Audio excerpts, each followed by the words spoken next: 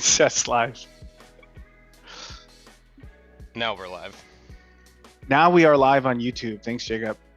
A couple snafus, but we're getting ready to get started here. I'm just waiting for a few other folks from our team to hop in. Says live.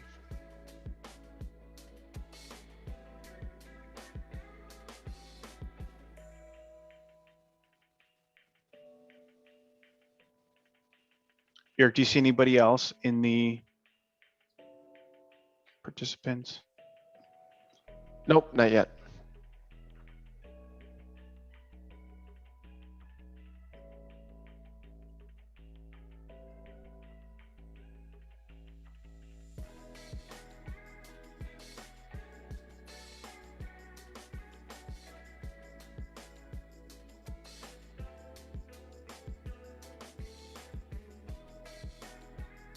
I'll do a little roll call here while we're waiting.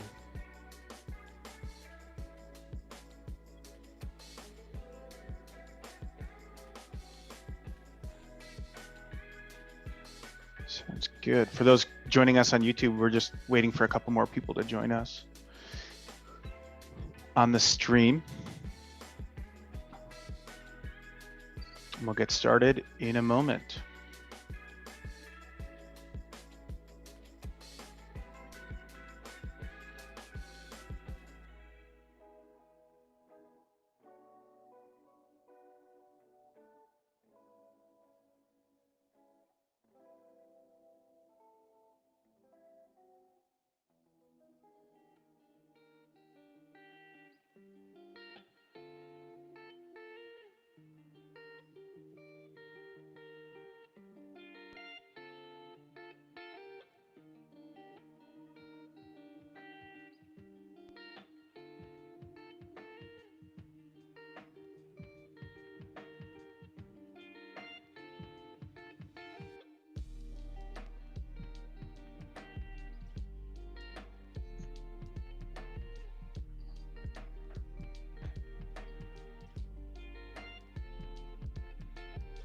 All right.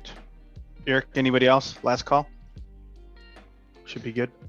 Let's go.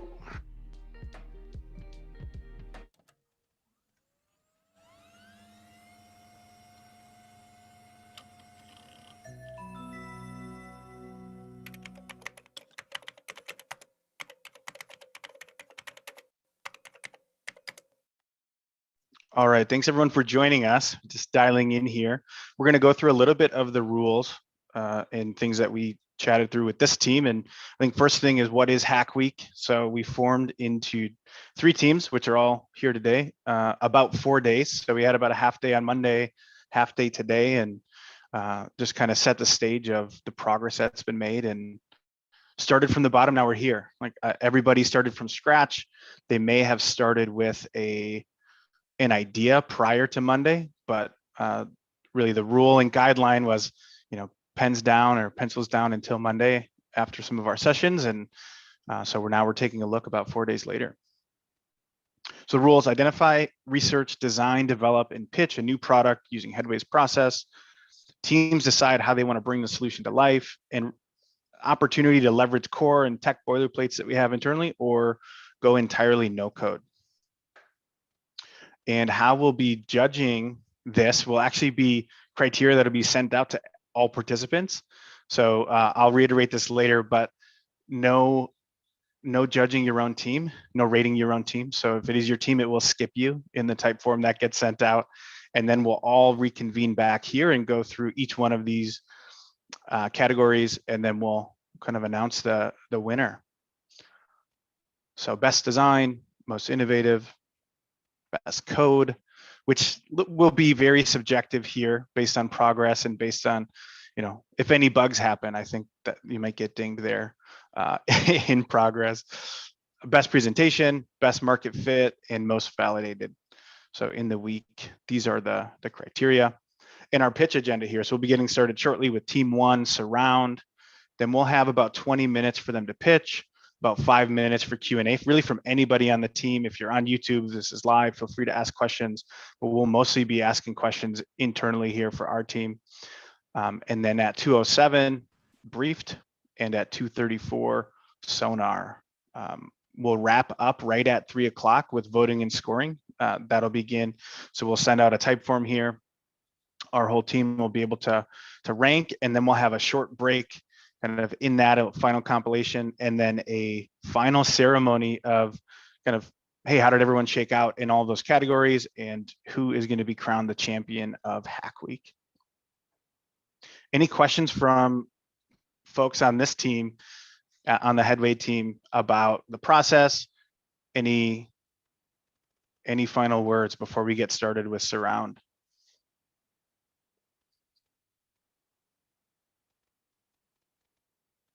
No? Awesome. Well, let's get started. I'll hand the keys over to who's presenting from the Surround team that we should hand over. Ryan's got it. Awesome. Are you able to share, Ryan? Yep, here we go. Perfect. All right, we are Team Surround. In true fashion, I have my startup weekend shirt on for Hack Week. So, all right, welcome. We are the Surround community. And let me talk to you about the opportunity that we decided to chase this week. So, how many people do you know that make New Year's resolutions to set out to do something for the year, and then 30 days later, they've just fallen right off the bandwagon? How many people do you know that have treadmills or other exercise equipment that are just collecting dust, and they don't really use them? They just become like a part of the room. We sought out to figure out why. Why do people get stuck? Did a whole bunch of interviews this week, and one of the big insights that surfaced was people often put themselves last. There's so many things in life that we get sucked into. There's work, there's family, kids, there's all this stuff going on. We end up putting ourselves last. And the root cause of this, there's two root causes. One, you'll see people procrastinating because there's a lack of accountability, right? If I say I'm going to do something, well, it's really easy to let myself down, right? Because I can just, well, I'll do it tomorrow, and just kind of put stuff off. So when there's no one there to hold me accountable, I'll procrastinate. And same thing with when I'm not connected to people. When I'm not connected to people, there's a lack of hope. And when you're not seeing other people make progress, you kind of feel stuck, like there's no way to progress. There's two root causes that we found in our discovery. However, Peloton is very interesting because they've proven something.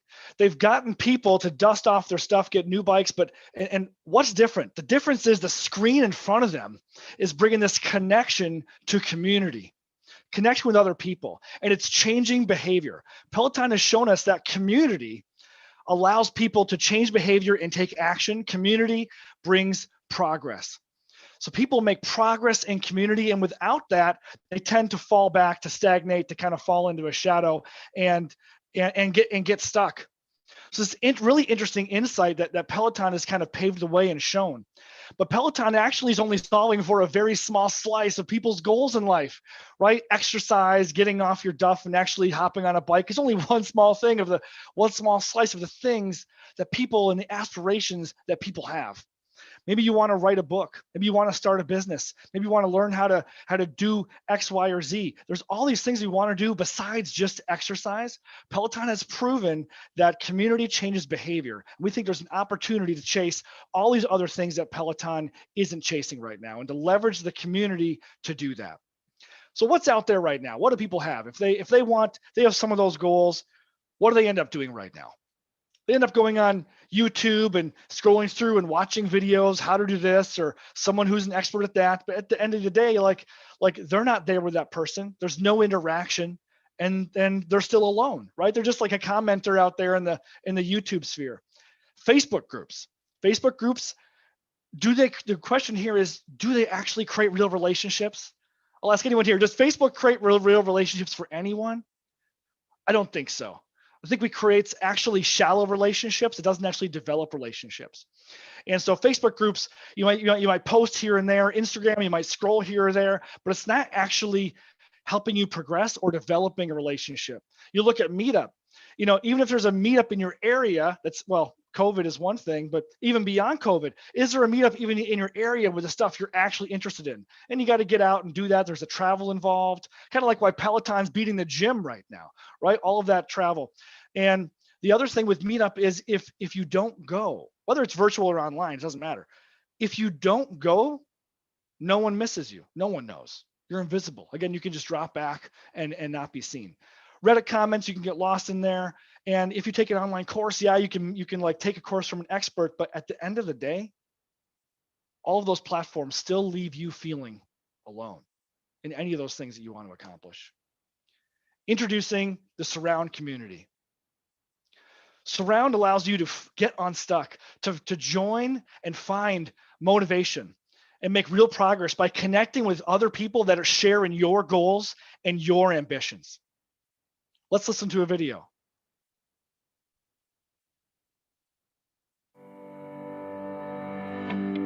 Have you ever felt stuck? Like you just can't make meaningful progress in an area of your life? You have dreams, ideas, things you want to accomplish.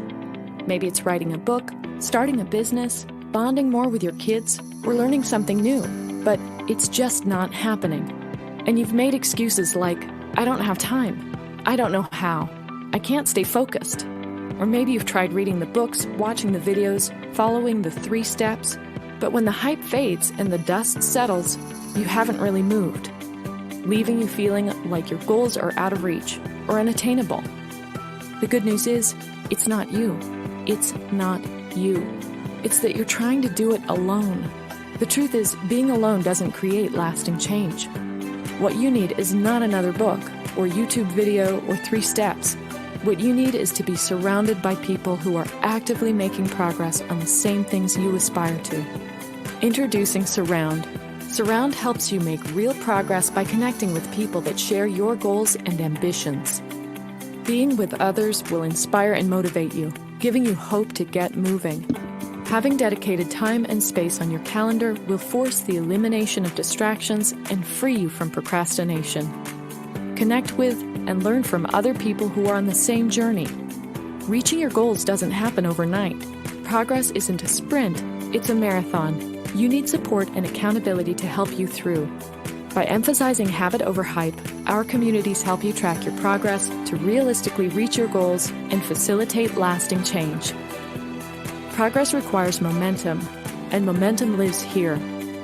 Stop talking, start doing. Get unstuck. Join Surround.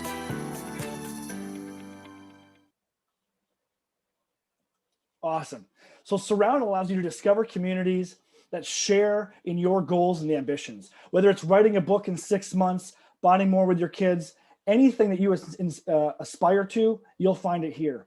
And when you connect with other people, when you're surrounded by other people that are trying to chase the same stuff you are, you're inspired by each other to take action. You're going to make meaningful progress and have dedicated time to actually work on the things you want to. And best of all, you can learn from each other as you go. You don't have to have all the answers, but you can get tips and tricks and encourage each other along the way. And you can also hold each other accountable. Accountability is a really big thing. You can see here, Michael and Maria will be waiting for you at 2 p.m. No longer can you just hide and no one will know if you're not there. You'll be messaging each other, talking to each other, and holding each other accountable and making sure that each of you are actually showing up. You'll be able to track your progress over time and to see and be encouraged by seeing yourself make progress. So progress requires momentum, it requires movement, and movement lives in the community, and the community lives here. Let's take a look and actually join the Surround community right now. I'm going to hand it over to Chris. Hey, everybody. All right, let me share out here, and let's take a look at Surround. Okay, so we hit the landing page, and like Ryan was saying, we have a list of communities here that we can take a look at, and all of these communities are communities that have members, and they have some sessions that are coming up, or they could be live. So let's take a look at writing. If we want to learn to write a book, here is a list of sessions that are coming up for the writing community, and I don't really want to do daily gratitude rhythms right now, but what if I'm interested in writing a book? Let's take a look at that. So this is a session that hasn't started yet, so we can take a look at the description, we can take a look at the host, we can register for the session here. We see that there's a little bit of a time commitment here. There is a goal that we're trying to reach, so it's going to be multiple sessions. We can pick different time slots and put them on our calendar. We can see other writers that are in this session as well. Now, Ryan also talked about accountability and being able to track your progress. And one of the ways that we can do that through the platform is on the dashboard. So this is an example of what a dashboard would look like for a user, where they can set up progress, they can set up goals. You can see their upcoming sessions here. So we can see either sessions that they're signed up for or sessions that they themselves are going to be hosting. And then there's also a calendar view. And we also have lists of kudos, how many pages, being able to track individual progress on a goal. And you can make these public or private. So if you want to share these with your accountability groups to motivate each other, you can do that. Or if it's private and you want to keep it to yourself, you totally can do that too. So that was, we looked at a previous session earlier. So if we wanted to go to a live session, we could check through here and find a live session. But as we were building the platform out, we spent a lot of times collaborating in a Zoom room, and we kind of liked that sort of study room. So we built it in the platform. So we made Tommytown. So this is an example of a room. Say hi, everybody. Tommy, wave. Mute myself. And we can chat in here, and this would be a place where you would just you'd hang out. It would just be very similar to being in a Zoom room, except this could be something persistent. So let's say that every Tuesday from 2 to 4, we're all going to get together and we're going to talk about our goals. We're going to work on things together. We're going to do a Hack Week demo. We've got something we got to build. So let's all hang out together and make some work happen. So yeah, that's where we're at. So what did the team do this week? Just kidding. It looks very, very impressive. The video, the landing page. I mean, the app. I don't know if there's any questions from the team right now. I was curious what. I think we've got a little bit more to our presentation still. Oh, yeah. I thought you were closing it up, Chris. Sorry. No, we've got another section yet. We haven't asked for money yet. All right, awesome. Thanks, Chris, for doing a demo of the app. So you walked through the landing page, you saw the teaser video, you saw the app, and now we're going to turn it over to Katie. She's going to talk briefly about some of the product highlights. Yeah, so as Ryan started to kind of highlight for us, when it came to our product highlights for the surround community, we really wanted to center around several items. And then just taking a look at the list of kind of items we want to center in, we really wanted to give users the opportunity to inspire each other to take that action, to really allow them to make that meaningful progress in a collaborative way, as well as to really give them the chance to evolve their learning process as they continue to go throughout each session, if they continue to choose a longer experience. And then we wanted to really kind of just highlight again these features about how users can really go ahead and easily track their progress, whether in that current time or even in the future to come.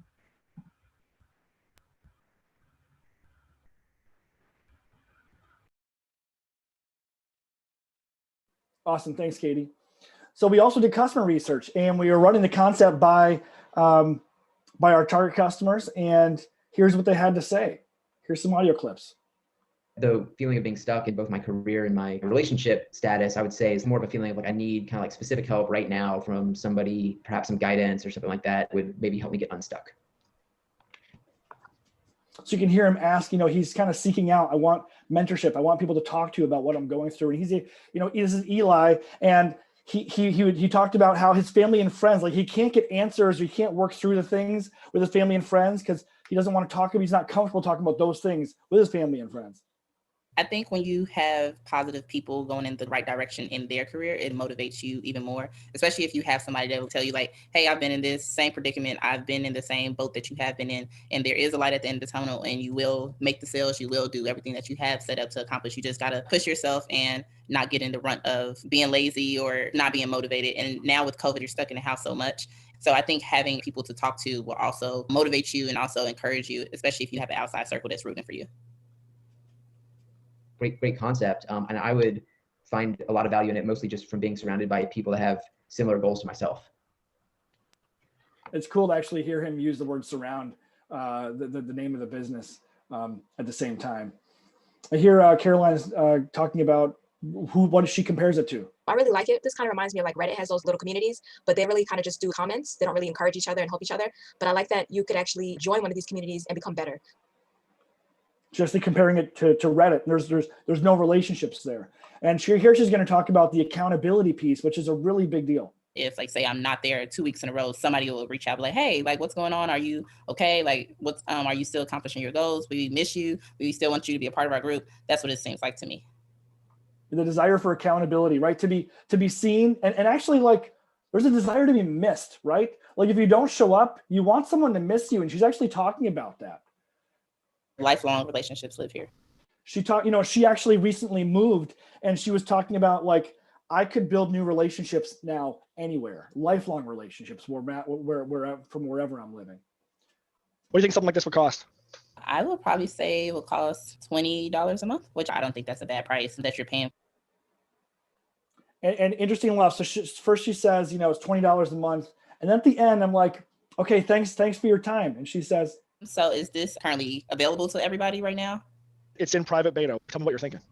I would actually like to use it. That's why I was asking, because like I said, it is something that would help me even in my own journey, in my personal life. That's why I asked. It's so cool to hear people, see a concept and actually respond to it and actually want it, right? It's cool to hear that demand, that pull from the market on what we're working on. So from a business model standpoint, on the acquisition side, our next step would be, if we launch this, would be to do guerrilla marketing in existing communities and start pulling people in from these places where it's a community, but they actually really feel alone. For instance, Facebook groups, other things like that. We would also welcome influencers. They can start hosting sessions, bring their communities in, and we would also do some paid. On the revenue side, the goal would be to do, get people in, get their first 3 sessions free, and start building that connection. Start getting people to get excited and become hopeful again about their goals. And start building those relationships. And after the first couple of sessions that were free, then it'd be $10 to join for the basic, and you get 1 community, or only $5 more, and you get unlimited communities, unlimited sessions. And there's a really big vital component to this being a real business. We could offer free for 1 month. You get 1 month free for inviting someone right? So you get this network effect. You start getting more people to invite more people. So the referral is a big deal.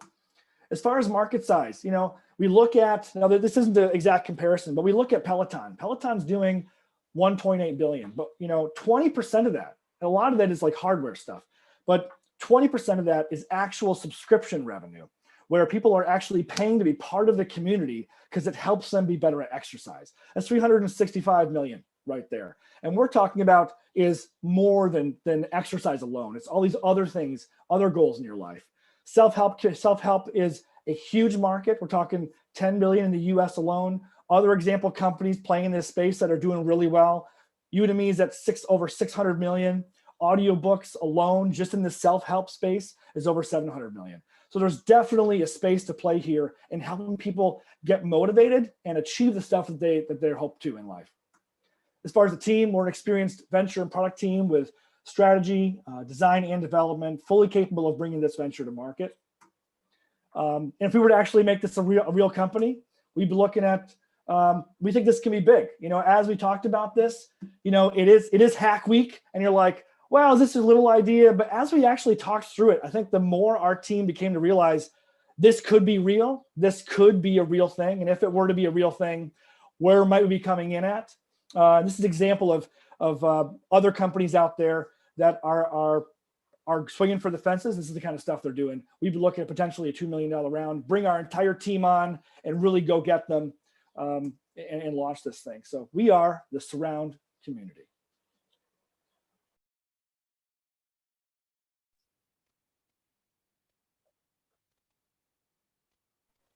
Any questions?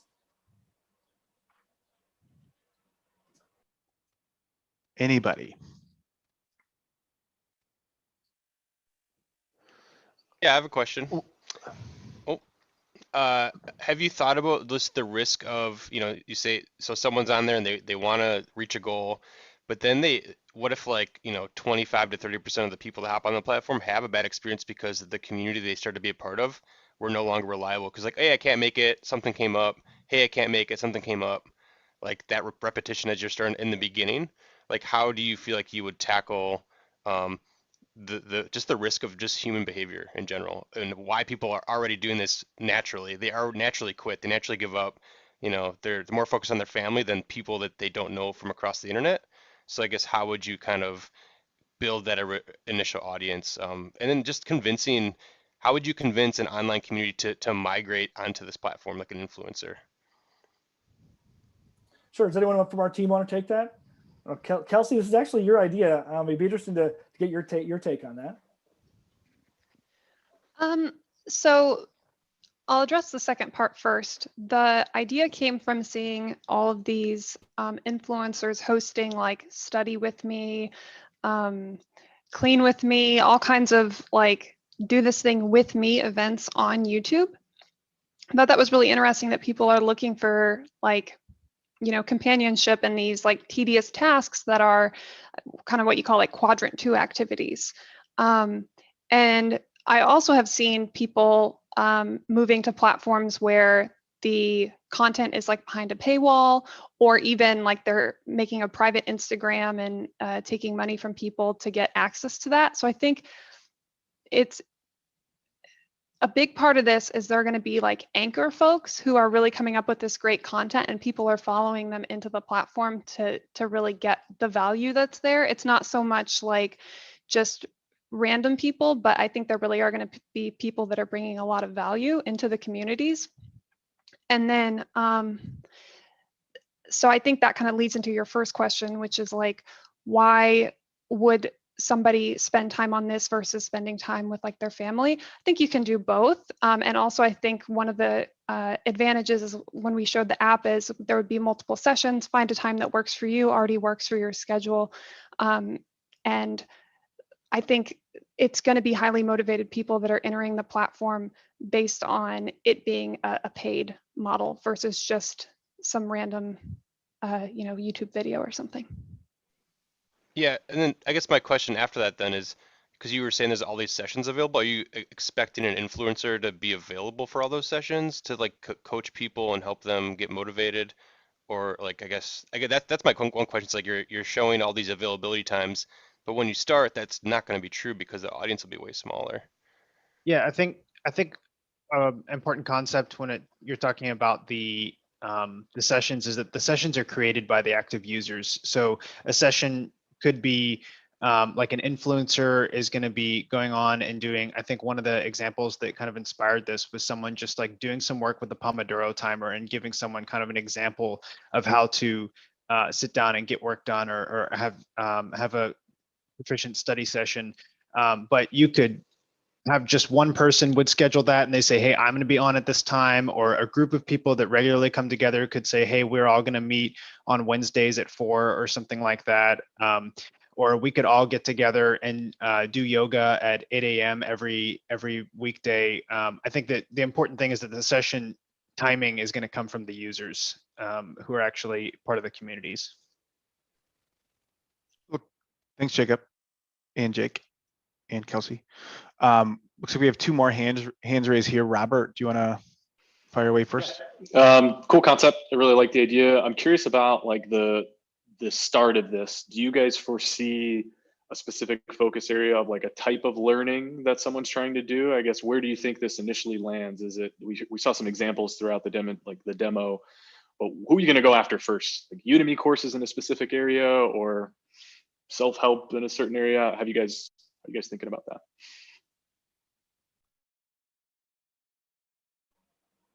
Yeah, this is actually something we struggled with, because when we got into this, we realized, man, this applies to a lot of different types of people. That's how you heard in the beginning, like, some of it is about, like the team mentioned, how all of this got started is we saw this weird behavior where people were watching a Twitch video, but where everyone's watching a live stream of someone just typing at their desk. And we're like, That's so weird. Why are people watching a 3-hour video where nothing's going on? But we realize that like they're doing it with people, and there's a sense of accountability. You're doing it with people, and that would draw this parallel to Peloton. And I think that's one approach where it's about procrastination. People just need to like, I need to schedule time for me because otherwise I just won't do it. Other things just fill up my day. So I think like the procrastination piece is one thing, but then we heard another persona kind of emerge where, you know, I actually can get my goals done. The goals isn't the problem. I'm feeling like I want to mentor in this space. I want someone who's further down the journey than I am, that can give me hope and encouragement and tips and those things. And so we thought about, you know, where do we start? It's not clear exactly where to start. I think the attempt originally we talked about was let's do some guerrilla stuff in some of the Facebook groups. Hey, this platform is available if you'd like to bring this topic over here, and just see what resonates. Kind of run some experimentation on that, rather than trying to you know, guess all at one time up front. So I don't have the answer. I think the amazing thing is this. I think this team's convinced this could be real. And it's interesting to hear people in the interviews say there's nothing like this, and like the Facebook relationships are so shallow, and I'm just a commenter on these other things, and there's nothing that actually brings people together. I think that's a powerful thing, and it's a powerful thing to explore.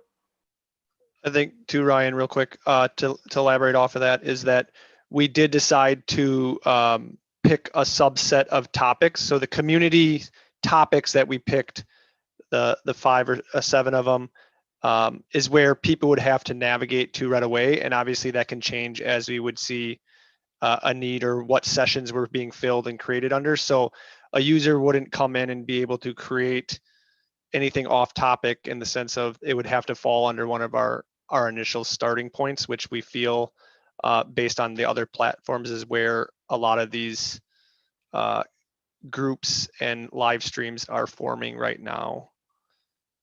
So we kind of funnel them in automatically, and then under those topics would help decide where the next one opens up. Yeah, thanks, Tommy. 2 more questions real quick. We've got about a minute before we need to start the transition. We'll go Alex first and then Eric. And then just for next up, team is briefed. So just start getting your things ready if it's not. Yep, two quick things. One, you know, you guys talked a lot about influencers, and influencers are going to bring into the platform. Are these influencers paid? Like, how are you getting the influencers to actually join your community? And if they are paid, like, who are you going to target? Like, what's the cost for that? How is that going to happen? And part 2 is, how do you deal with people with Zoom fatigue, right? Since everybody is remote, you know, sitting on another video throughout the day when you're on videos all day for meetings, you know, by the end of the day, you just want to get away from that. So how do you deal with also that Zoom fatigue, that you're basically adding another meeting for them to be on in another way that is already draining throughout the day, mentally and physically sometimes? Yeah, I think just at least to answer part of your question there, an important distinction is that not every single meeting is going to be like a Zoom room. And part of what we built on the back end is the ability for when different rooms are created, different sessions, the person who's creating that session gets to decide, am I going to be hosting this with multiple people? Is this going to be an open forum for people to come in like a room? Or is this just going to be an individual thing where I'm going to be streaming some content and people can come and view my content? And I think that's where that pay for that premium, like, hey, I'm going to have this individual stream. I'm going to see how many paid active users are going to be in there. That's where that paid for the influencer piece comes from. And I think that the fatigue, you know, there's a little bit of variety in the community, but if someone's totally Zoom fatigued, maybe this isn't the product for them. But I think that there are people who don't necessarily have that Zoom fatigue, or who are looking for that one-on-one, less professional sort of interaction, and they may go for the communities over the influencer style videos as well. So just one quick follow-up on that, right? So there are a lot of communities that capture that general feeling of that. Twitch, you guys brought up one. Twitch is a great community that is just a lot about that stuff. Like, I think how do you combat against these big, massive corporate companies who already have that consumer hangout kind of feel spaces that are kind of eaten up by that already, and they're big, and they have a lot of people that are already big influencers, whether it's a video game area, right, where you have people doing that. How do you really combat against that they have these video or communities that people interact with already on a daily basis that are mega big companies that can spend a ton of money going after what you're trying to go after, or do you already have that market size?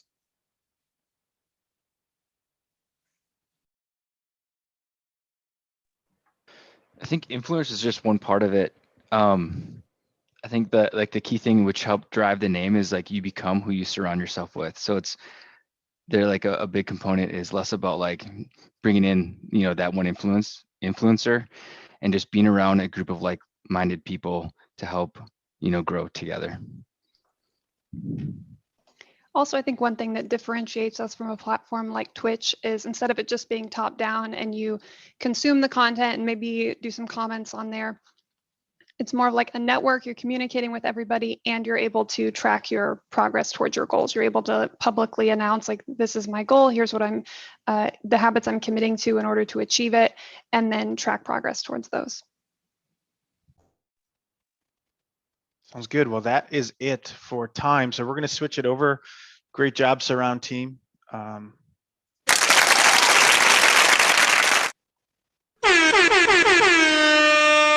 All right, I'll hand it over to the brief team now. Take it away. That was amazing.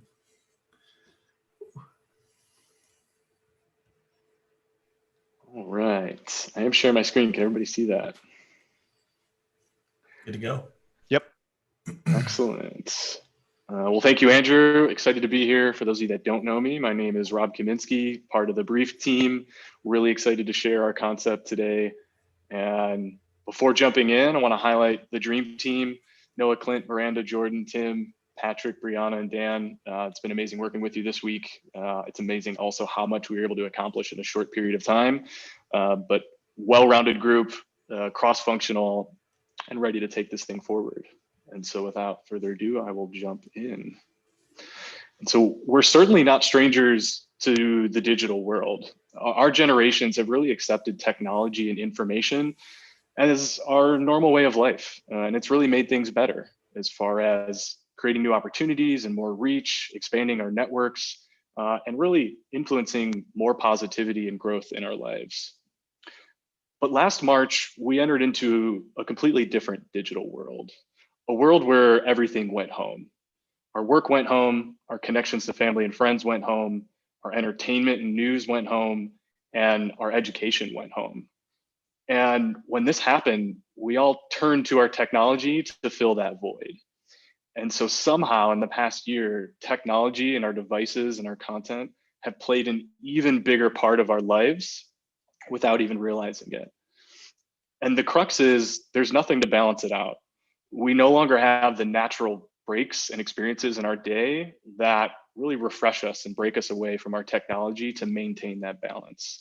We don't get the commute to work anymore. We don't get to pick out a coffee shop to do our work. We don't get to grab lunch with a friend or a beer with a colleague after a work day. And so from morning to night, we are nearly 100% connected and unable to turn off. And this is hurting our mental health. Stress and anxiety levels have risen in the past year by nearly all reports. And trends like mindfulness, yoga, and digital detoxes are becoming more prevalent in this modern technical world. And so this is a problem we think is worthy to dive into and create a solution for. And so when we were carving into this problem, this is just how we felt. And so we had all these assumptions about what was causing this and how people were dealing with this mental balance and all this content and all these devices around us. And so we wanted to go and see, how are other people dealing with this? Do they see it the same way? Is there really an opportunity where others are struggling with the problem? And so let's take a look at some of the snippets that we got out of this. And let me make sure to turn on sound here. And so for a while, I actually deleted all those news apps the way to just keep my mental sanity. I took my headspace, which was, I realized that my day-to-day and my involvement in that culture was being impacted by all of these bombardment of news notifications. And I was trying to balance this kind of tightrope of wanting to stay informed. Yeah, I could definitely be doing better stuff with my time. Yeah. But it's hard because I go back and forth a lot in my head. And some days are definitely better than others. Like if I'm out, I'm not looking at my phone. If I'm doing something other than being at home, if I'm with people, I'm not looking at my phone. And that's better for me. I enjoy that more. No matter what you read, I feel like it's too much or not. I mean, it seems like there's no middle ground for anything anymore. So, either I'm not informed enough or I'm too informed, or I didn't read the right thing or the right article. So I'm always wrong. So it's easy to lose your self-identity sometimes because you're just trapped behind all the time.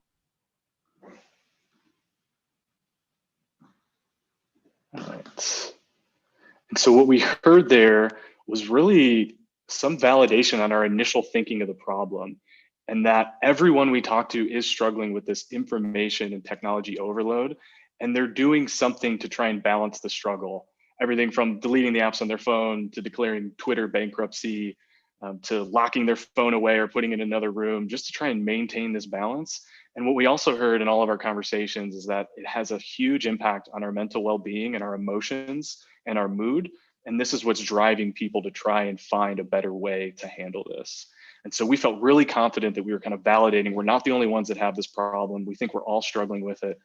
And so we challenged ourselves with this for the last 4 days is, could we create a mindful way to consume your daily content?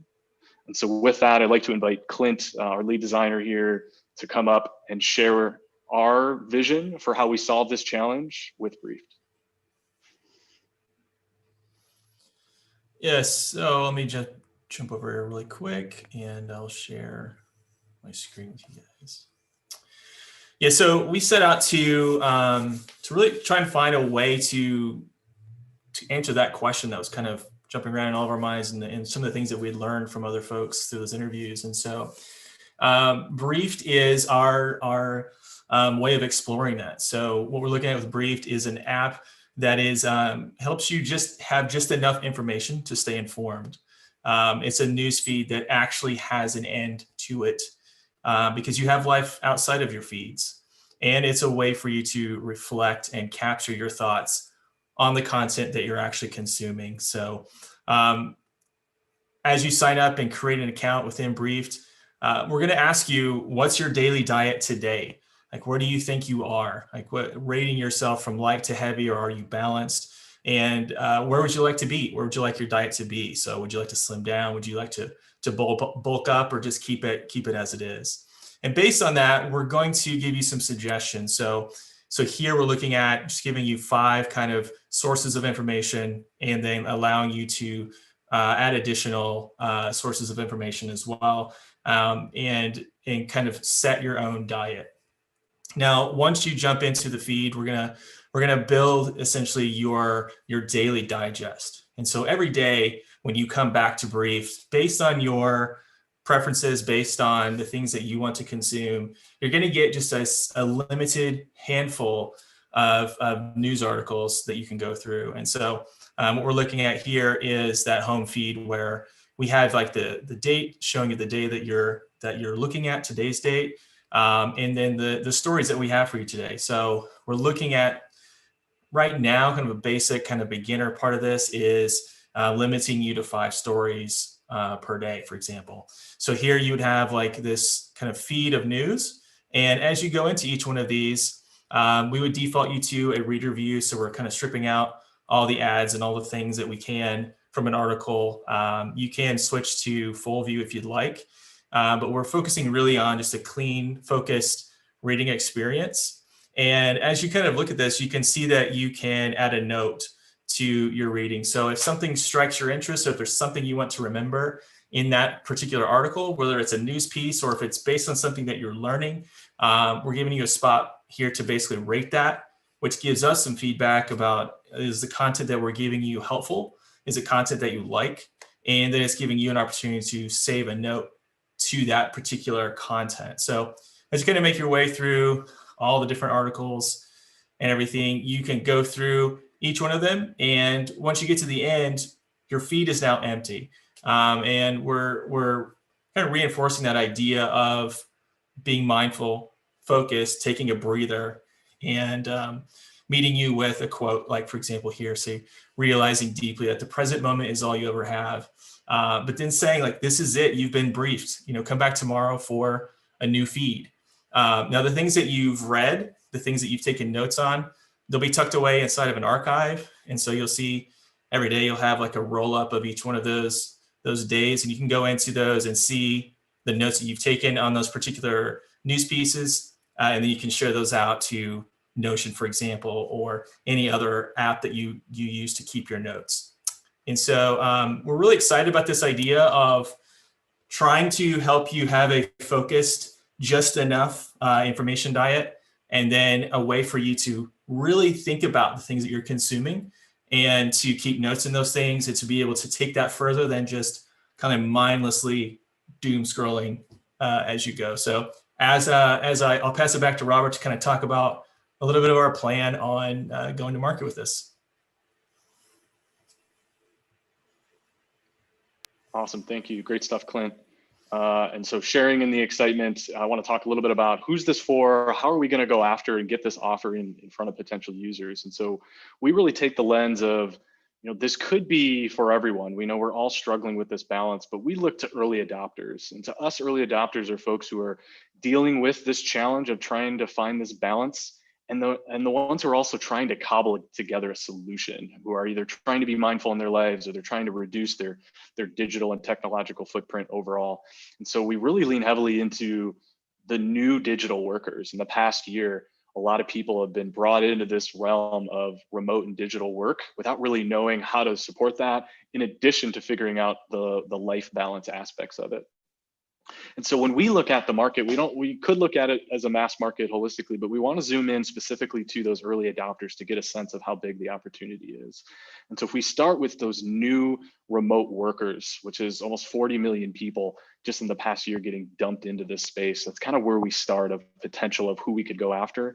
But then we want to put filters on it of who's actually struggling with the problem and taking action against it, like we said. And so we start to filter down people who live in that band, who are actively avoiding news and content, and are also really up to date and focused on mental well-being. And there's studies in here that help influence some of these decisions and assumptions around how we whittle this down. But these are folks who are either adding some type of a meditation or a yoga into their daily lives and work practice. And then, we look at, in terms of the model that we're going to approach this on, we see a freemium model for our business really fitting in. And so we start to look at, operate under the assumption that we could get free users and then eventually bring in a paid premium offering that just levels up our experiences around mindfulness and reflection for how you consume content. And so strategically, when we look at the competitive landscape for news and content in general, the majority of content and feeds that are out there today are really all about this content volume as well as content qualities. Essentially, can we get the most quality information in front of our users so that they continuously scroll all day and keep consuming and the wheels keep turning? We don't want to compete with the Apple and Google News. We don't want to try and beat them in their algorithm. We essentially want to go where they're not, and taking advantage of the recent changes of this mindfulness and health that's trending really across almost all communities. And so we think that we can bring a solution to market that does just well enough across all these other competing forces, and really dive into the health and the minimalist and reflection space as a first mover to compete from a strategic lens. And so this comes back to our differentiation: mental health focus, having that minimalist feed that you can actually get to completion each day and not just trying to bombard you with as many articles and clickbait as we can, and that reflection and learning. And that reflection and learning place, I think, is an area where we can grow and where our premium offering is really going to lean into, as far as finding ways for people to better engage with their content on a regular basis. And so what's the tip of the spear? How do we put this offer, and how do we find and reach some of the folks who we consider to be our early adopters? I think the crux of that for us is this educational content. We think that by building really a case around not just the influences that technology and content have on us as people, but also the other side, the positive elements of mindfulness. The good news for us is that there's tons of communities and pockets of groups all over that are already talking about mindfulness and mental health and digital detox and fighting infobesity that we can tap into. And so the two channels that we want to go to market with are social paid ads and then directly engaging with those communities and looking for partnerships. And so to highlight our process and where we're at and what we've been able to accomplish in 4 days, we were able to unbundle and unpack this problem and really define it in a way that we can go and deliver a solution to that challenge. And then validating our initial assumptions around that problem with our customer interviews, making sure we were on the right path and had the right definition. And then actually having a working MVP and website to go forward. And so our application is ready to get into test flight, ready to bring on beta users, and is fully functioning, bringing in news feeds through an API. And so being able to pull that together in a short period of time was a huge win for us. And then curating this go-to-market strategy of where we would move forward and how we would start to test the elements of our business model. And so to us, it's been 4 days. We look forward into the next 90 days of how can we take this and actually make it real. And to us, those 90 days look like the following. We want to start by building out our educational content program and refining the app experience as a part of the beta testing that we would plan to do. Once those are in place, we can move into testing our business and revenue model, which incorporates those channel testing and figuring out where we're going to get the best reach, as well as starting to identify those strategic partners in the mindfulness space that don't compete with us directly, but we can piggyback off an audience that already exists. And then the last piece is starting to build out and curate what does that premium offering look like that's going to fold into our business model and allow us to monetize the overall business. And when we look at the outcomes of those 90 days, our aim is to get our first users, scale our demand testing, start to get metrics back on where we can convert the best so that we can pick the right channel, pick the right partners, and then move into building our premium offering and look into monetization. And so with that, really appreciate everyone taking a look at the problem we're solving and the solution we've developed. If you want access to our beta user group, to get access to our website, to get on the wait list, just reach out to us directly at Headway and we'll get you going there. But with that, we can open it up to questions and Q&A around our product, our offering, as well as the process that we took to get here.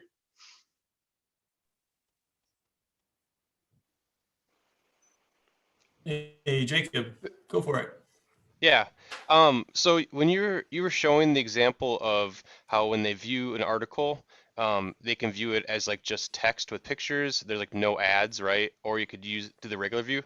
It reminded me of a platform that came out like last month actually called Recipesly. And so they basically did the same concept, but they were scraping off the ads and the long stories on recipe articles.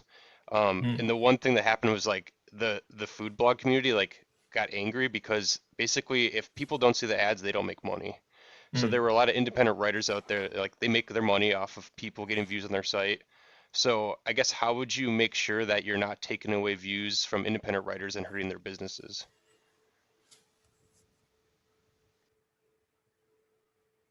That's a great question. Frankly, we haven't thought about that on the content side. At this point, we're relying on existing API news feeds that populate that. And so there's no expectation when you use those APIs of like funneling back to the original source. And so we're sort of essentially taking that problem and letting it be handled upstream from us at this point in time for how we curate our content. It's a good question though. Eric.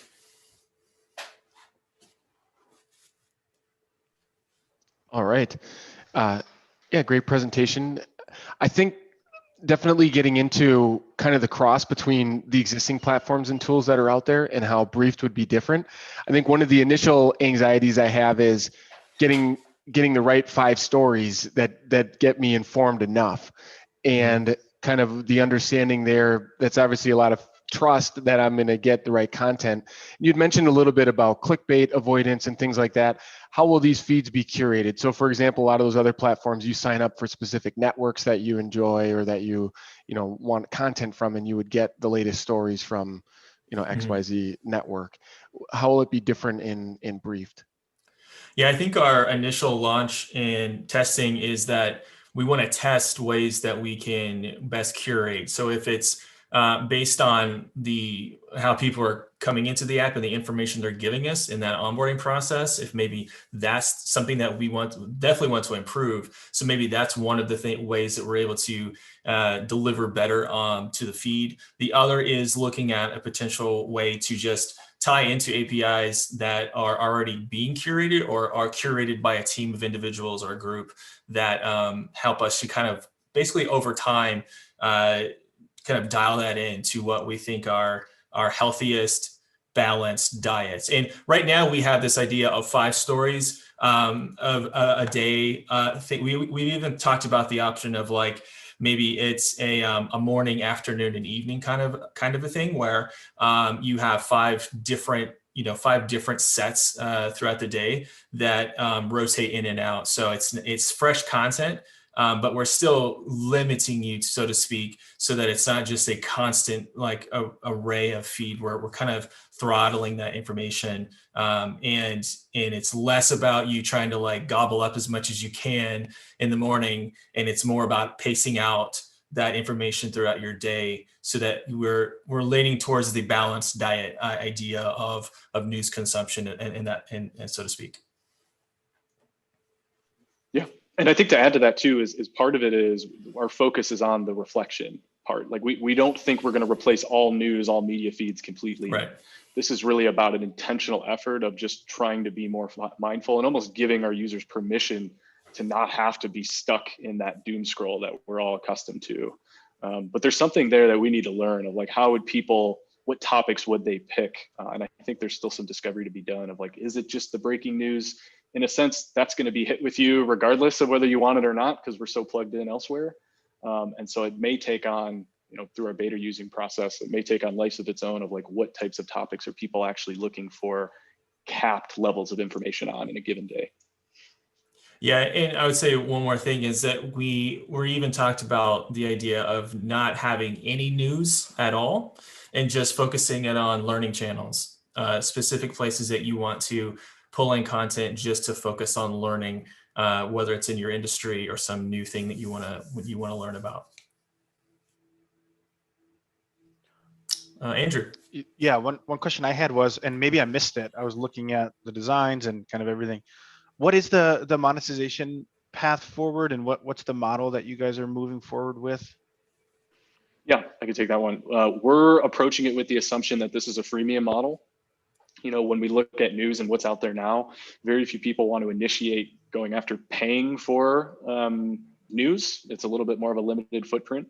And so that's why we're leaning a little bit on the side of like the practice of reflection. And so we think that there's a premium offering to come to really level up your ability to reflect. And then we talked quite a bit about how you engage with that content as well. And so the sharing experience, rather than just blasting an article, like you might throw it in a work Slack and say, what about this? Perhaps even curating it for more meaningful interactions and conversations with an individual and building relationships to kind of spark some of that balance aspect. And so it's a premium model is how we're approaching it until we learn more. Do you have any ideas around pricing, like tiers or amount? The assumption we used in our model to get to a market sizing is a little over $3 a month, so $40 a year, to pay for kind of almost your little Sherpa guide to mindfulness content breakdown. But that's something we would have to test.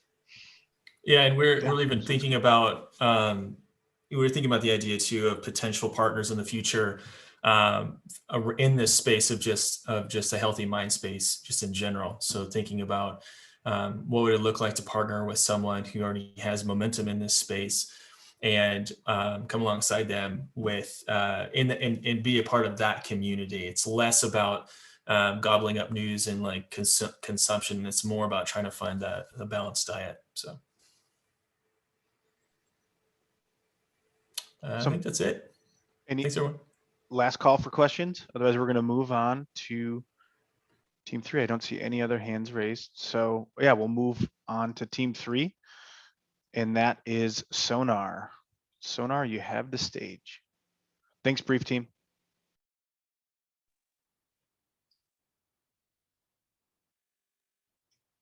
All right, team 3, last but not least.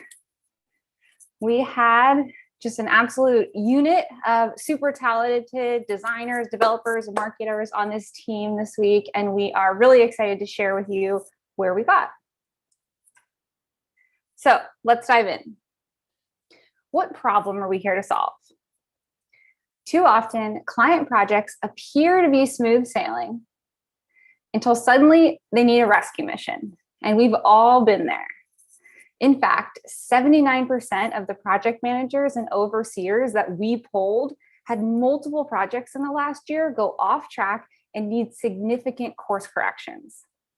And these unexpected rescue missions have big costs for companies. It means projects that go over time, over budget, which can lead to unhappy clients and unhappy teams, which can mean challenges with retention. So let's hear how this plays out for real companies.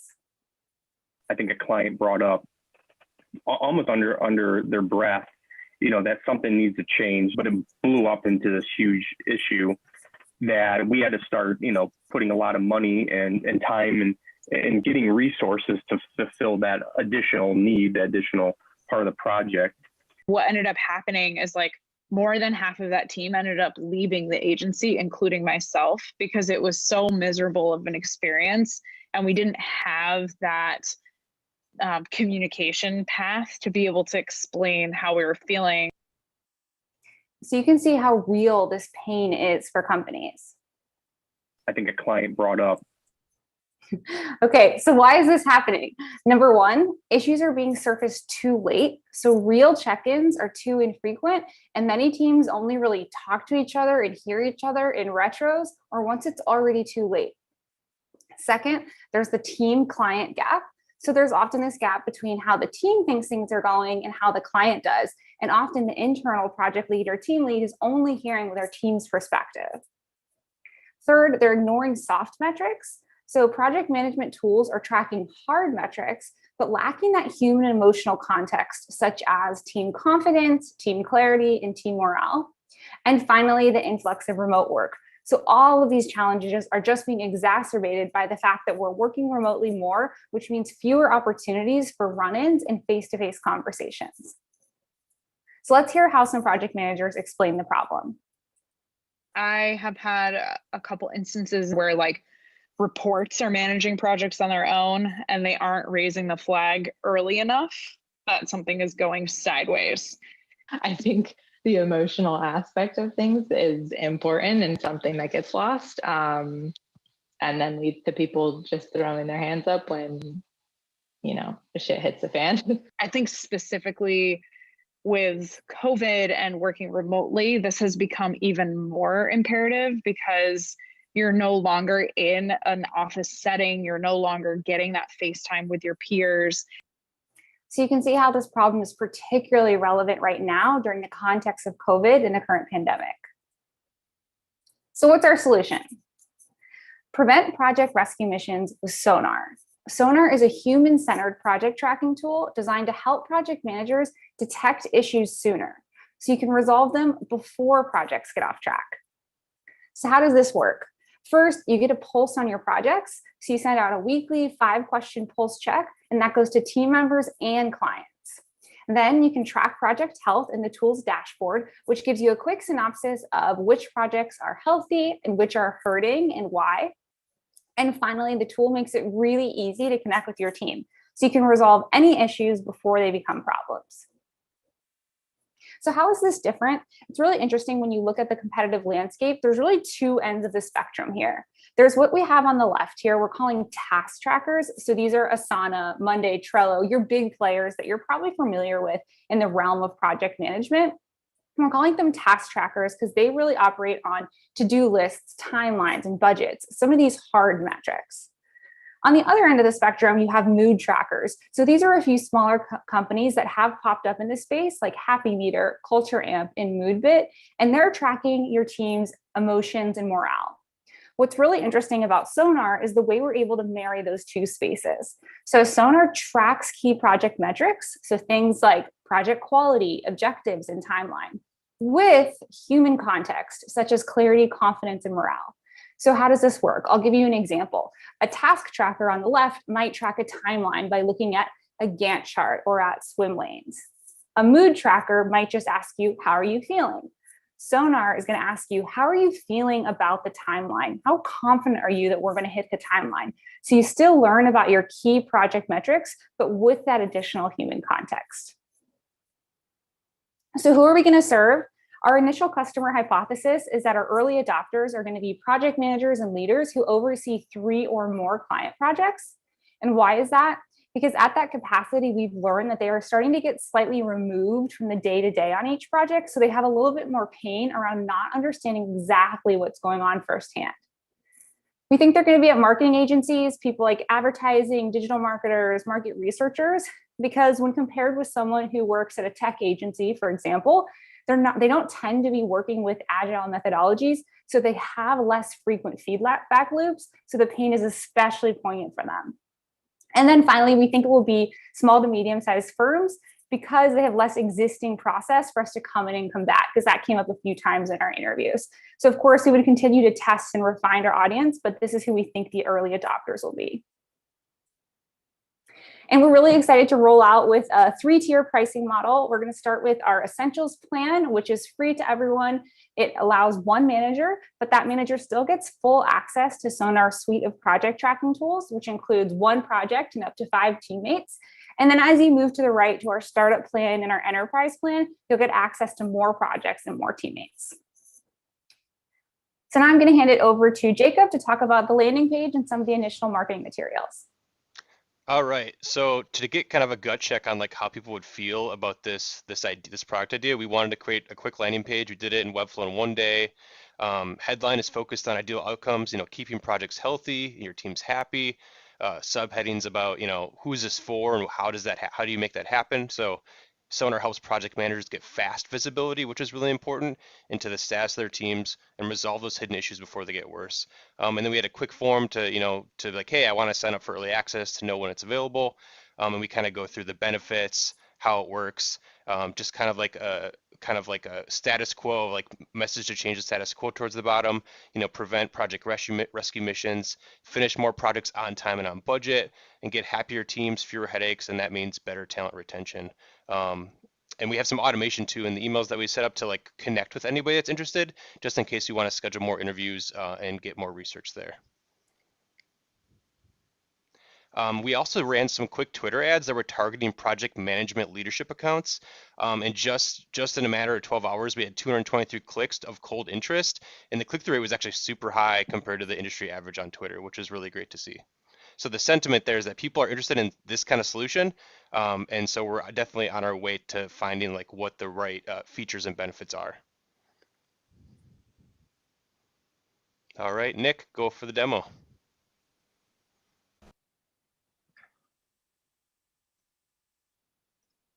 Okay, here it is. So I'm going to log into Sonar. And I'm presented with my project dashboard. So these are the 2 projects I'm on. First, I'll start out by going to the quiz, or I should say survey. So we're leveraging Typeform here, but we're going to talk a little bit more about this later, but we're going to build our own survey taking utility eventually. So there's a few questions. Rate your current understanding of the project plan and objectives. All these questions are either needs significant improvement, good but could improve, or great. I can't think of anything that would be better. So we all have a great direction right now. I'll select OK. Good confidence that we'll achieve the project objectives. Quality of the team's work, great. How well are we tracking with the project timeline? Let's try to do a needs significant improvement. So when I do need significant improvement, it'll ask me for a reason. So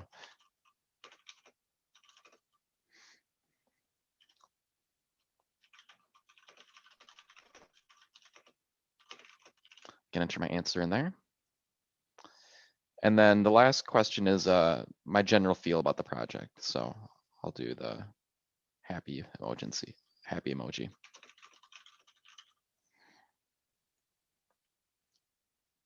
Okay, brings me back to the application. I can submit my answers. And now I can dig into the project. So I get a quick overview of the project status here. And then there's some roll-ups of the team's clarity, quality, and confidence scores. And we've got some graphs here too, and it actually shows a difference between the client and the team scores. So you kind of get a feeling of whether the client and the team are in sync or not. So I can scroll down here and I get an idea of how everyone is feeling. And then I can even see people's custom comments they put in here too. So here's the comment I just wrote. Yeah, and I'll pass it over to Alex.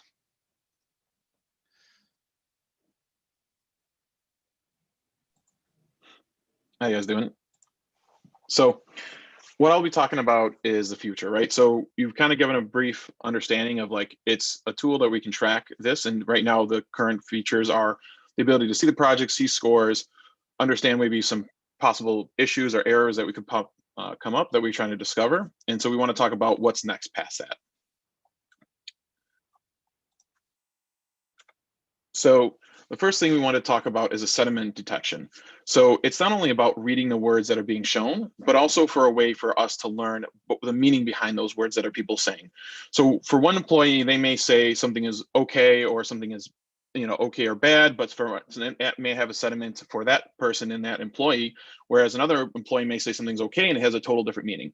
So what we're looking to do is have also AI start to track and pull out some words that we start to see trends and an employee or a client saying certain words that could mean certain things, and try to start to see how is that person improving over time, over the project, or is it getting worse? And really pulling that to light right away within the comments as you see there. So things too, like we talked about, as shows an example here. So you'd be able to hover over the words that we highlight, and it would give you some detailed brief information about that user and how they're doing, or the client. And then how do we talk about ways to improve our words? What is the consistency we see with the words? Is it positive? Is it negative? So you can start to really understand the meaning behind the words that are saying, then instead of just the words and taking them for what the face word may be. The next thing that we did learn is wanting to actually also improve and have a Slack or Teams integration. So we obviously have our own tool that's separate from, that's our own landing page, our own application site that people will be able to go and do that. But also we want to commit to getting to people where they're at on a day-to-day basis, right? So if this is maybe sent out, maybe a stand-up once a week before their Friday stand-up or whatever we want to do, but the questions then can come inside a Slack and team integration so they can respond right there while they're currently using some tools to communicate as well. So not only are we allowing them to go off-site and, or off, to a different application and not have to maintain within Slack, but they also can maintain and stay within inside Slack as well for this and answer questions. And as also Nick mentioned earlier, our next portion is a questions 2.0, right? So relying less on type form and really be creating a custom experience for questions. So that way we can get maybe some more custom branded into there, but also really customize those questions and answers. Talk about things about maybe sliding as far as like a slider to see how somebody's feeling on something, maybe more emoji based, but also just having that ability to customize really the experience for them, for the client, as well as the employee, people who are coming in to answer those questions. So those are obviously where we're at with Sonar as far as what we've done so far through testing, through questions, interviews and validation, and then some innovations from that. And really appreciate you guys spending the time with us and learning a little bit about Sonar. Thanks, Alex. Looks like Sonar team, there is one question so far from Kelsey. Hi, yeah, this looks really cool. So I've done a similar manual process to this called SCARF, and where we kind of gave ratings more on how we were feeling about a project, like what you've outlined. And one of the issues that arose pretty quickly when we were using it was grade inflation. So eventually folks were just kind of going, out of 1 to 5, they would be like 5, 5, 5, 5, 5, I'm fine, and I think a big part of that was feeling like, project pressures, needing to meet deadlines, not having enough heads down time as it is.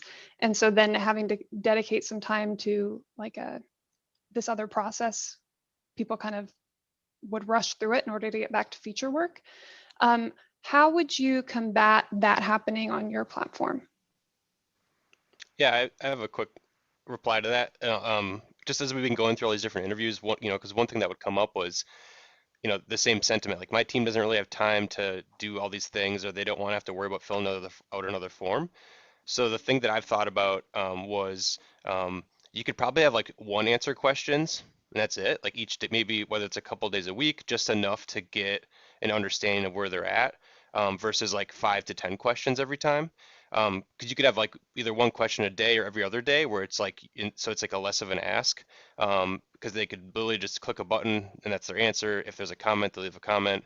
But then the other thing I thought about was like, assisting with like the retrospective meetings. So like at the end of a project, then it's like 10 questions. Then they have a little bit more time. You know, they might have a little more availability on their schedule to do that. And then that report would then help them have a better meeting. And we even talked, we didn't actually bring it up, but we've been talking about creating a like leadership, like a positive communication playbook for the project manager. So when they go into those meetings, they know what the pain points are for the team and they know how to ask the right questions to have better conversations. So that's something that we've been thinking about too, but just didn't have time to kind of dive into. Because that's definitely something that I don't think a lot of teams. There was one interview where she said, "Oh, I would love if I had a guide to ask better questions, and I would love to even do a workshop with my team to help my team ask better questions on projects." So there's definitely sentiment around just better communication in general. But I think the cadence of one question versus 5 questions every time would help with that. So.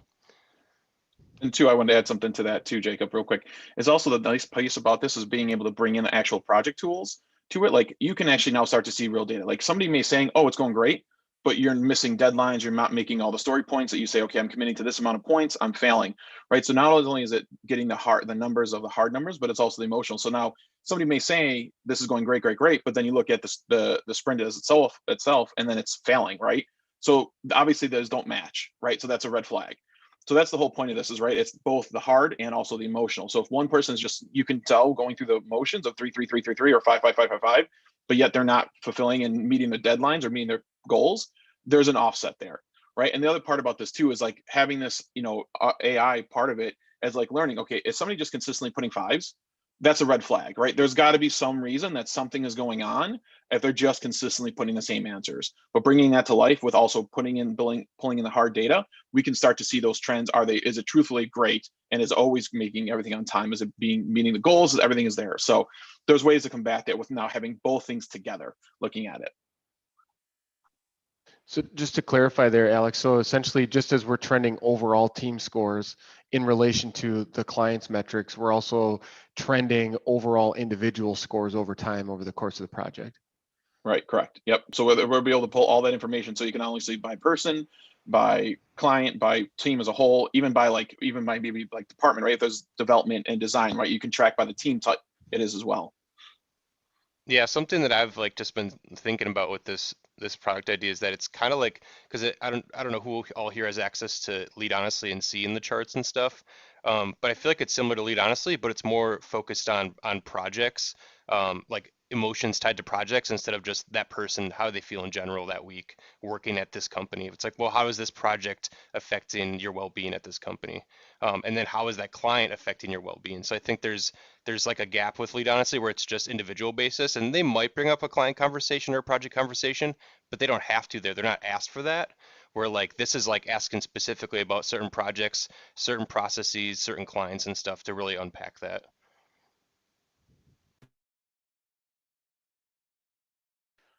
One question I had, first of all, this is great. Obviously, I was one of the interviews, and love the idea behind this and really combining all the metrics together. Like, how are things going, in addition to how are people feeling, as a collective. You mentioned you had some, a pretty good CTR from Twitter. Did you have any commitments or anybody? What was the conversion rate as you got to the landing page? I noticed that there was a newsletter sign up or a sign up for more, and then there was also like a book a call with us. Like, how was the intent kind of along that journey? Yeah, we did not get any emails besides yours, Andrew, unfortunately. But I think that the fact that we got a lot of clicks, it's people want this type of thing, but I don't think we're selling quite the right solution yet, and I don't think there's enough to show yet where they're like, oh, and I think the more I was hearing project managers, just if something's not ready to use, like they don't have a lot of time to waste on testing a new tool that's not even ready to rock, right? Like I think that's a huge pain point. Like, oh, it's not ready. I'll just try it when it's out. Like I'm sure there's some of that. I could be wrong, but I think we just don't have enough clarity quite yet, and we don't have all the features in place and the benefits. I feel like we still need to do a lot more research. Like I know we're in the right direction, but because we didn't get emails, I know that we're not hitting the mark yet. So that's how I feel about it.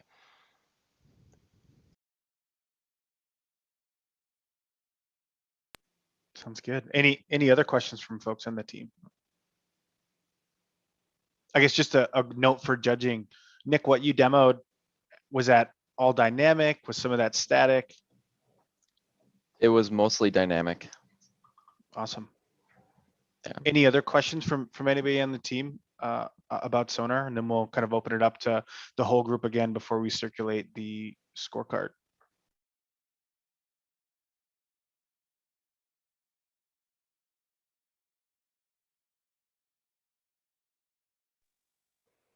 Was that just questions in general, Andrew, or what was that? Yeah. So any more questions for Sonar before we move on, and then we'll just open it up as you think about scorecards for everybody. And you're gonna have to. I'll pull up the criteria again, and we'll see if anyone has any questions about those.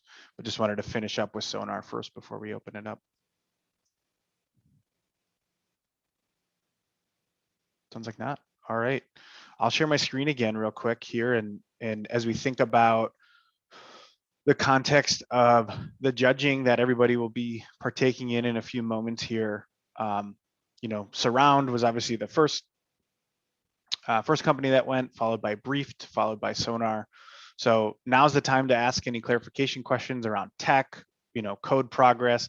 I saw some chatter on, Briefed their progress on code, whether or not they had anything. So I guess now's the time to disclose really any of that as you think about moving into judging here. So the floor is open for all teams to ask questions to everybody.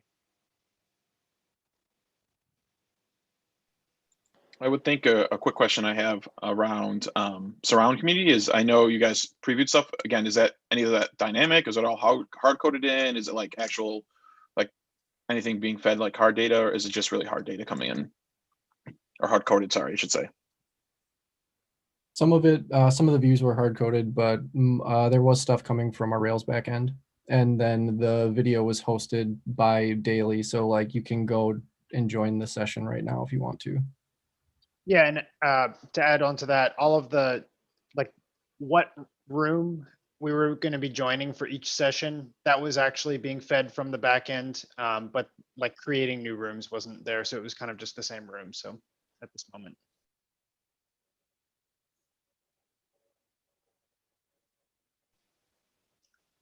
Nice. One question I had for the Surround team, just looking back here, I think the stories were really powerful of the folks. It sounded like there was a genuine interest, and someone expressed interest in actually wanting to do it. Did you try any pre-sales or solution commitment type exercises to try and get people to actually move one step further down the funnel?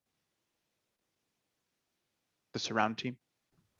Yeah, we didn't try anything just because we didn't kind of unfortunately have the time to kind of further that a little bit. But in terms of potential future steps, I think that would be the next route we'd want to potentially just start to carve out.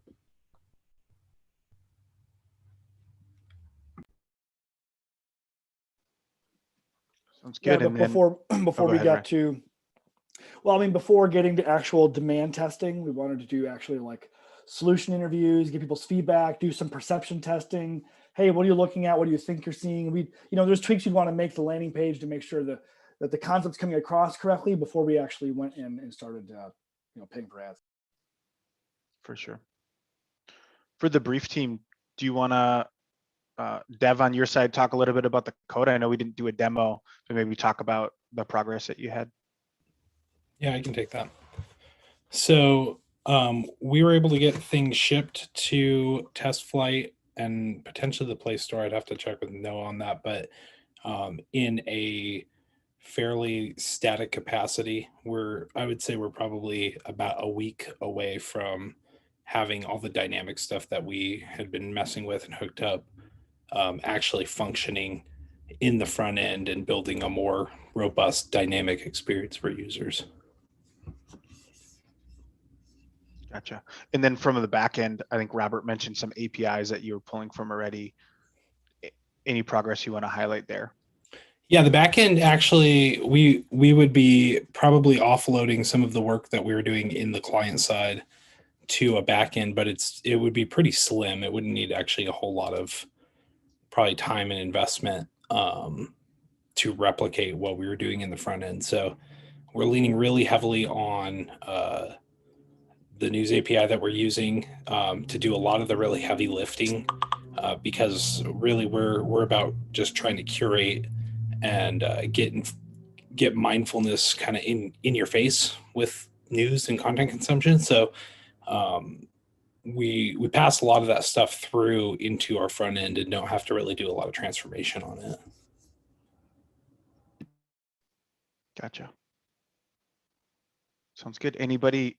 I don't see any hands raised, but if you do have questions, now's the time. Otherwise, I'll start passing out. I'll drop a link here in the chat for the team. And if you just go to that, it'll ask you on each question. So it goes team by team. Team 1, rate all the things. Team 2, rate all the things. Team 3, rate all the things. And if you were on that team, using the honor system here, say, yes, I was on the team, it'll skip you. So you can't rate your own team's design, even though you want to be your own hype people. And then, yeah, that'll be it. So I'll put some music on here. We'll come back probably a little bit early based on the timeline and where we're at. I would say about 3:15 we'll be back here. So I'll throw some tunes on and we'll give everyone about 15 minutes to think through the pitches and really grade on the scale. And so for the teams, I guess for the voting, if you have those done by 3:10, we'll make sure those are in a good spot to present. So let me know if you have questions. Otherwise, we'll take a pause. Great job to all the teams.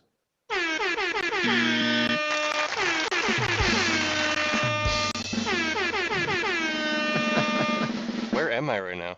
Oh, okay. He's channeling his Blizzard days of when he ran out of the tunnel.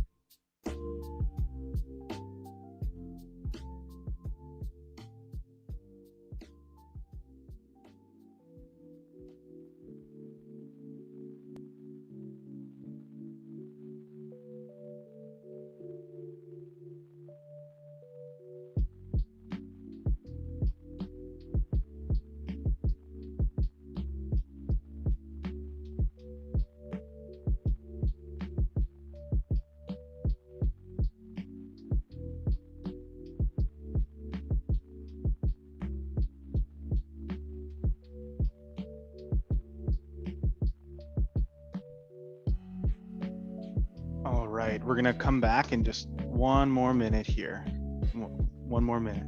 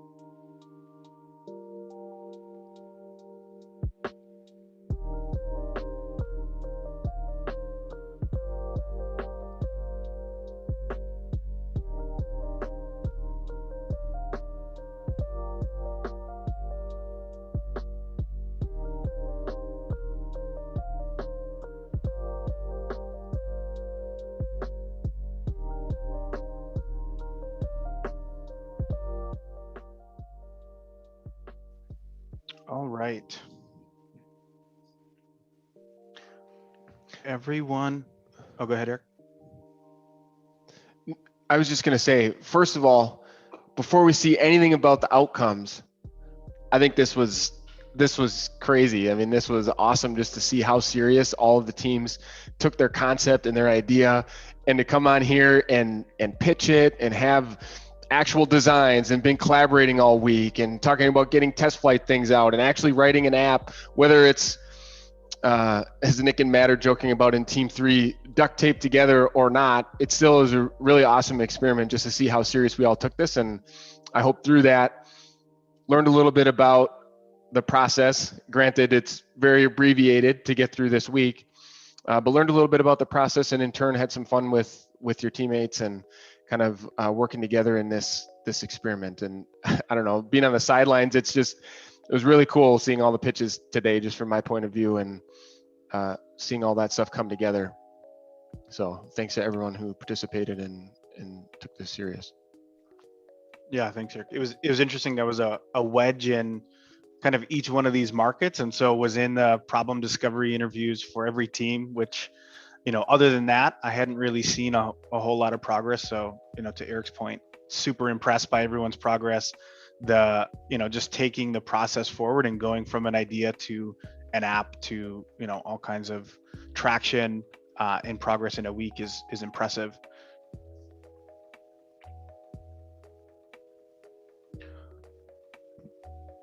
So, without further ado, we will get into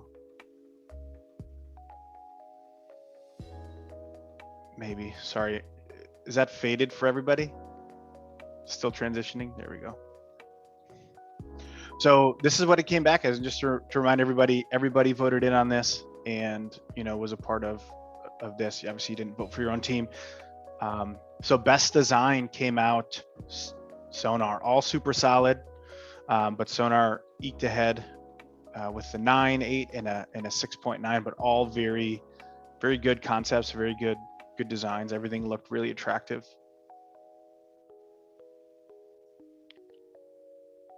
So the next part here, most innovative. So came back with Surround at 6.5, with Briefed at 6.5, and with Sonar at 7.6. So just a little bit ahead there.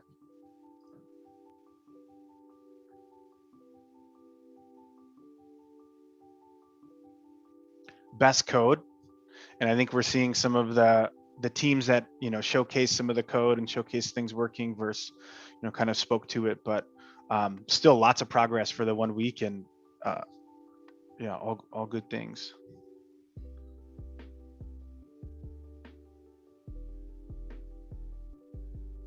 Best presentation, everybody got really high marks on presentation. I mean, we're just a 10th or 2 off here across the team. So Surround with the best, with a presentation of 8, Sonar with ultimately the best presentation and everything, all things considered.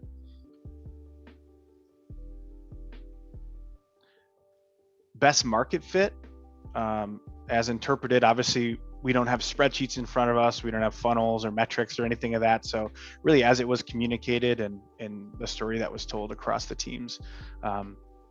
So Sonar also getting the best market fit, with Surround in second there and Briefed at 6.6. And then most validated, I don't think anybody had customers, but all very close, all very, very close in perception. So as we can see, it's a close race. We kind of have, first, second, and third. If you're fourth place, you don't place, and there's no fourth team. So in third place, kind of coming in was the Brief team. Coming in with the mobile app, and in second place, drum roll it,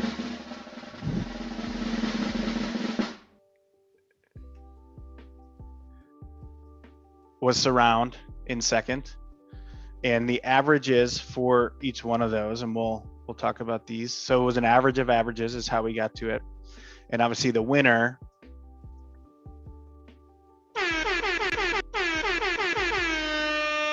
was Sonar. So great job, everybody. Sonar had an average across all of those for at 7.9, followed by Surround at 7.1, and Briefed at 6.8. So great work to all the teams. I know it was a lot of effort, a lot of time, as Eric said, and really a long way to go from Monday afternoon where we started at, I don't know, 12 or so to get to today at 1:30. But super impressed with the teams and just how all the concepts came forward. Any final thoughts from anybody? Yeah, I just thought like just the whole thing was super helpful just to me because I'm not always like involved in projects or product research and all that kind of stuff. So I learned a lot like really fast. And I think there was like this kind of cool energy because we knew there was only like 4 days basically to do stuff. You kind of just start making decisions faster rather than lingering on like options. But yeah, I think overall, like I actually honestly after seeing the presentations, I didn't think we were gonna get any of the prizes. I was like, dang, just super impressed. Yeah, I just thoroughly enjoyed it.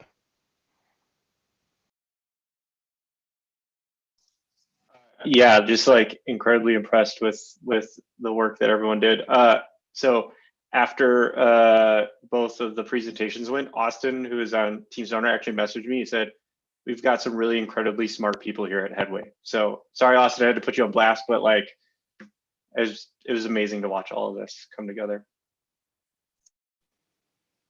Yeah, and so winning Team Sonar, there is a plaque en route. Hopefully it's faster than the jackets that everyone just got. Not ordering it, so hopefully.